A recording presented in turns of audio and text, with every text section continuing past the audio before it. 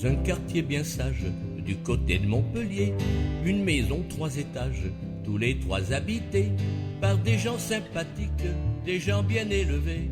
Pas de bruit, pas de nique, ce sont de bons Français, de bons Français, de bons Français. Là, au premier étage, habite un ouvrier qui se trouve au chômage et qui rêve de trouver enfin un boulot stable afin de bien bouffer. Quand j'en aurai ma femme, tu sais, ça va changer, ça va changer, ça va changer. Là, au deuxième étage, est un petit patron, mais voilà que sa boîte lui donne du mourant. Le manque de commandes, les impôts à payer. Il dit triste à sa femme, chérie, on va crever, on va crever, on va crever. Mais les choses s'arrangent, et voilà qu'au tournant, une grosse commande arrive au bon moment. Et voilà qu'il embauche son voisin du dessous. Toi, dans les 2 étages, on va avoir des sous, avoir des sous, avoir des sous. Mais voilà qu'une grève arrive soudainement, une des nombreuses grèves qu'on nous fait trop souvent. Par manque de fourniture, la commande tombe à l'eau. Et dans les 2 étages, on l'a encore dans le dos. On l'a dans le dos, on l'a dans le dos.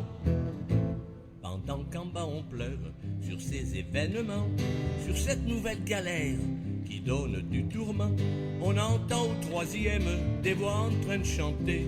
En buvant du champagne, on a encore gagné, on a gagné, on a gagné. Car au 3e étage, on fête en ce moment la victoire de la grève qui donne de l'avancement, sans penser une seconde que pour y arriver, ils ont privé les autres d'un peu de leur liberté, leur liberté, leur liberté. Je pense à mon grand-père qui est mort au champ d'honneur. C'est sûr que cette histoire lui ferait mal au cœur.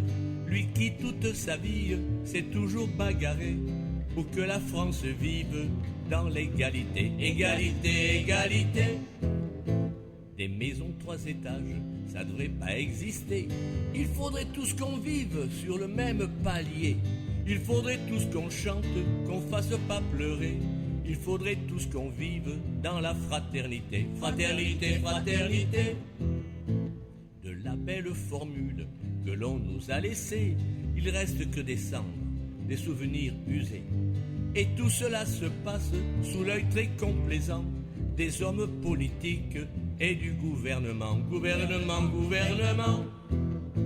Croyez pas que je chante pour faire l'intéressant, que je raconte des histoires pour faire peur aux enfants.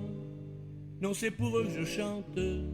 Voyez-vous, j'aimerais qu'ils puissent vivre ensemble. On peut toujours rêver, on peut rêver.